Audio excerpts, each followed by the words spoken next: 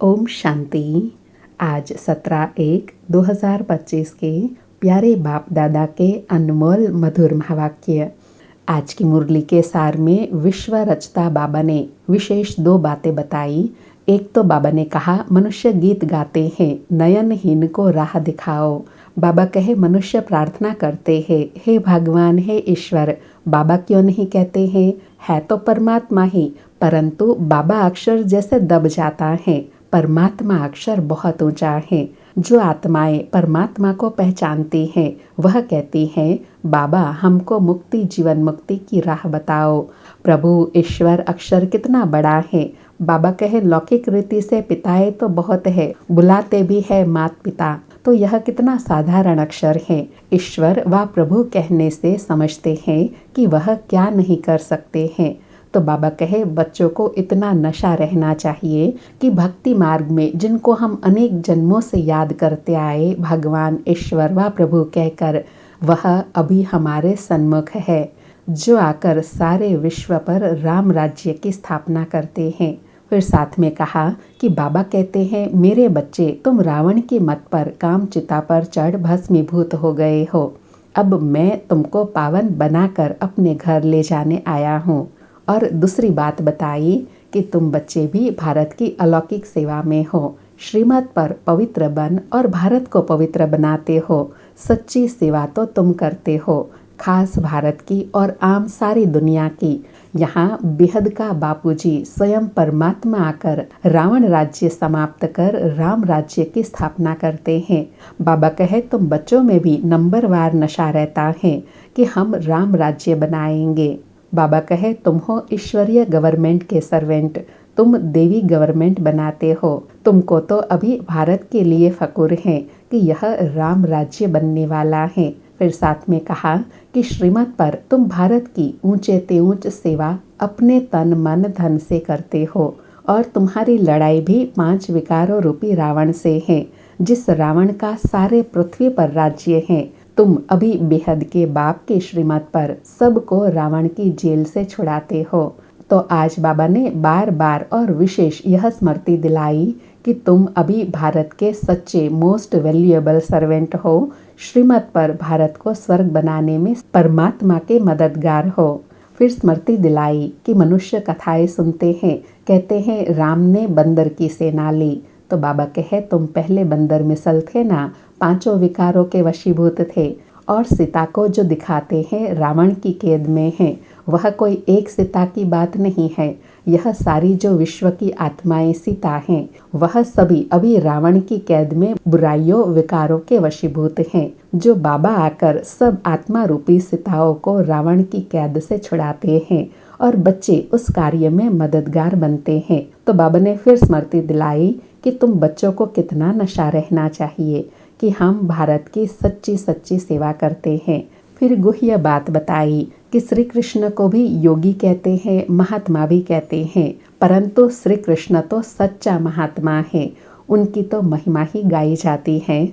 सर्वगुण संपन्न, 16 कला संपूर्ण, संपूर्ण निर्विकारी, जिनकी आत्मा और शरीर दोनों पवित्र हैं, इसलिए वह पूजनीय है। फिर बाबा कहे तुम बच्चों को कितना रूहानी गुप्त फकुर होना चाहिए, क्योंकि रूहानी बाप, रूहानी नॉलेज हम रूहों को आकर बैठ समझाते हैं। तो रूहों को खुशी होनी चाहिए ना। आधा कल्प तो देह अभिमानी बने, अब बाबा कहते हैं अशरीरी बनो, अपने को आत्मा समझो। नशा रहे, हमारी आत्मा अब बाप भगवान से सुन रही है। फिर साथ में कहा कि महात्मा तो सब कह देते हैं, लेकिन अब महान आत्मा सिवाय स्वर्ग के कभी हो नहीं सकते, क्योंकि वहाँ आत्माएं पवित्र होती हैं। आत्मा जब पवित्र थी सतयुग में तो पीस, प्रॉस्पेरिटी सब था। अभी प्योरिटी नहीं है तो कुछ नहीं, प्योरिटी का ही मान है। देवताएं पवित्र है, तब तो उनके आगे जाकर माथा टेकते हैं। फिर निश्चय बुद्धि बन पुरुषार्थ करने के लिए कहा कि ऐसे नहीं ड्रामा पर रुक जाना है, ड्रामा में होगा तो मिलेगा। स्कूल में ऐसे बैठे रहने से कोई पास थोड़े ही हो जाएगा। हर एक चीज़ के लिए मनुष्य का पुरुषार्थ तो चलता ही है। पुरुषार्थ बिगर पानी भी ना मिले। सेकंड बाय सेकंड जो पुरुषार्थ चलता है वह फिर प्रारब्ध बनती है। बाबा कहे यह बेहद का पुरुषार्थ करना है, बेहद के सुख के लिए। फिर बाबा ने यज्ञ के हिस्ट्री की बात सुनाई कि कराची में पहरे पर एक पठान रहता था। वह ध्यान में चला जाता था, कहता था हम बहिश्त में गए, खुदा ने हमको फूल दिया, उनको बड़ा मज़ा आता था। बाबा कहे वंडर है ना, वह तो दुनिया के 7 वंडर्स हैं, वास्तव में वंडर ऑफ द वर्ल्ड तो स्वर्ग है। फिर बाप समान बनने के लिए कहा कि तुम्हें अभी कितना फर्स्ट क्लास ज्ञान मिलता है, तो तुमको कितना खुशी होनी चाहिए, कितना हाईएस्ट बाप दादा हैं और कितना सिंपल रहते हैं। बाप की ही महिमा गाई जाती है, वह निराकारी निरहंकारी है। तो ऐसे बाप समान निराकारी निरहंकारी बनकर सेवा करनी है। सुनते हैं प्यारे बाप दादा के अनमोल मधुर महावाक्य। आज बाबा कहे मीठे बच्चे, तुम भारत के मोस्ट वैल्यूएबल सर्वेंट हो। तुम्हें अपने तन मन धन से श्रीमत पर इसे राम राज्य बनाना है। आज मुरली से प्रश्न है, सच्ची अलौकिक सेवा कौन सी है जो अभी तुम बच्चे करते हो? उत्तर में बाबा कहे, तुम बच्चे गुप्त रीति से श्रीमत पर पावन भूमि सुखधाम की स्थापना कर रहे हो। यही भारत की सच्ची अलौकिक सेवा है। तुम बेहद बाप की श्रीमत पर सबको रावण की जेल से छुड़ा रहे हो। इसके लिए तुम पावन बनकर दूसरों को पावन बनाते हो। आज मुरली में गीत बजा, नयनहीन को राह दिखाओ प्रभु। सारी मुरली से धारणा के लिए सार है। पहला पॉइंट, जैसे हाईएस्ट बाप दादा सिंपल रहते हैं, ऐसे बहुत बहुत सिंपल निराकारी और निरअहंकारी बनकर रहना है। बाप द्वारा जो फर्स्ट क्लास ज्ञान मिला है उनका चिंतन करना है। दूसरा पॉइंट, ड्रामा जो हूबहू रिपीट हो रहा है, इसमें बेहद का पुरुषार्थ कर बेहद की सुख की प्राप्ति करनी है। कभी ड्रामा कहकर रुक नहीं जाना है, प्रारब्ध के लिए पुरुषार्थ जरूर करना है।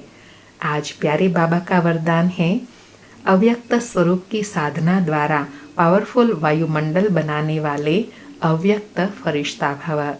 अव्यक्त स्वरूप की साधना द्वारा पावरफुल वायुमंडल बनाने वाले अव्यक्त फरिश्ता भव। स्पष्टीकरण है, वायुमंडल को पावरफुल बनाने का साधन है अपने अव्यक्त स्वरूप की साधना। इसका बार बार अटेंशन रहे, क्योंकि जिस बात की साधना की जाती है उसी बात का ध्यान रहता है। तो अव्यक्त स्वरूप की साधना अर्थात बार बार अटेंशन की तपस्या चाहिए। इसलिए अव्यक्त फरिश्ता भव के वरदानों को स्मृति में रख शक्तिशाली वायुमंडल बनाने की तपस्या करो, तो आपके सामने जो भी आएंगे वह व्यक्त और व्यर्थ बात से परे हो जाएंगे। आज बाबा ने अव्यक्त स्वरूप की साधना के लिए कहा कि साधना अर्थात एक ही बात पर ध्यान रहे, अटेंशन रहे। आज का स्लोगन है, सर्वशक्तिमान बाप को प्रत्यक्ष करने के लिए एकाग्रता की शक्ति को बढ़ाओ। सर्वशक्तिमान बाप को प्रत्यक्ष करने के लिए एकाग्रता की शक्ति को बढ़ाओ। अच्छा, मीठे मीठे सिकिलधे बच्चों प्रति माता पिता बाप दादा का याद प्यार और गुड मॉर्निंग। रूहानी बाप की रूहानी बच्चों को नमस्ते। हम रूहानी बच्चों की रूहानी माता पिता बाप दादा को याद प्यार, गुड मॉर्निंग और नमस्ते नमस्ते। आज अव्यक्त मास का विशेष पुरुषार्थ है, अपनी शक्तिशाली मनसा द्वारा सकाश देने की सेवा करो। आज बाबा कहे, जो अपने स्थूल कार्य के प्रोग्राम को दिनचर्या प्रमाण सेट करते हो, ऐसे अपनी मनसा समर्थ स्थिति का प्रोग्राम सेट करो। जितना अपने मन को समर्थ संकल्पों में बिजी रखेंगे तो मन को अपसेट होने का समय ही नहीं मिलेगा। मन सदा सेट अर्थात एकाग्र है तो स्वतः अच्छे वाइब्रेशंस फैलते हैं, सेवा होती है। अच्छा, ओम शांति। शुक्रिया बाबा, शुक्रिया।